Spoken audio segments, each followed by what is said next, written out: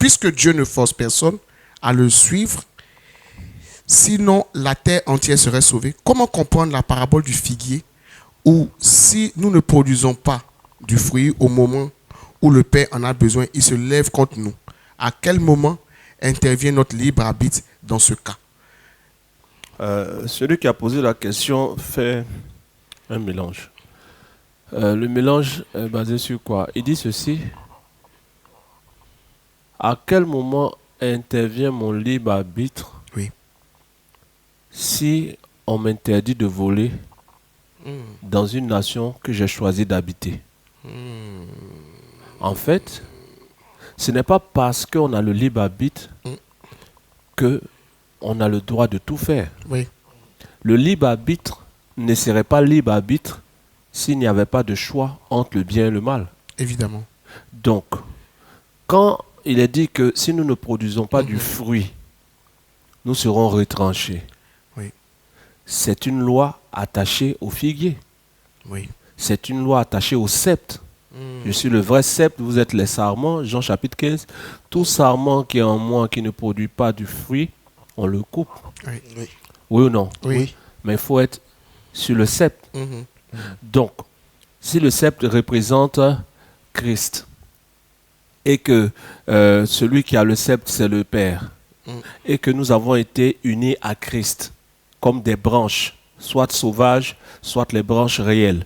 Branches sauvages, c'est-à-dire ceux qui n'étaient pas israélites. Branches réelles, c'est-à-dire le peuple d'Israël qui se met dans la grâce. Maintenant, dès que je choisis d'être sur un arbre, je suis censé porter le fruit de cet arbre. Évidemment. Oui. Si je suis sur un manguier, je produis des mangues. Oui. Si je suis sur un manguier, mais je produis des ronces. On fait quoi des ronces? On les coupe. Oui. Parce que ce n'est pas les ronces qu'on cherche, c'est des mangues. Oui. Oui. Donc si je suis sur un papayer, celui qui vient ce jour-là s'attend à avoir des papayes. Oui. Oui. Pourquoi Jésus a maudit l'arbre qui ne portait pas du fruit? Parce que sur cet arbre, les fruits que Jésus cherchait, il n'y en avait pas. Oui. Donc si l'arbre, c'est le figuier, que les fruits qui sortent ne sont pas le figuier, qu'est-ce qu'on fait? On retranche. On retranche. Donc ici, en prenant cet exemple, c'est comme si la personne entend et dit, où est mon libre arbitre? Si je choisis d'entrer en Christ, qu'en Christ je choisis de faire ce que je veux, pourquoi est-ce qu'on me retranche? On te retranche parce que toute personne qui est dans un domaine doit respecter le domaine de définition dans lequel il rentre. Évidemment. Voilà. Si tu rentres dans le royaume des ténèbres, tu dis pourquoi on m'a chassé du royaume des ténèbres? Oh, je ne faisais que parler de Jésus. Très belle image. De même, si tu rentres dans le royaume des cieux que tu ne fais pas que parler de Satan et que tu ne fais que dire aux gens, allons adorer Satan, on te retranche. Oui. Ça n'empêche pas ton libre arbitre. Tu as choisi. Voici une belle phrase.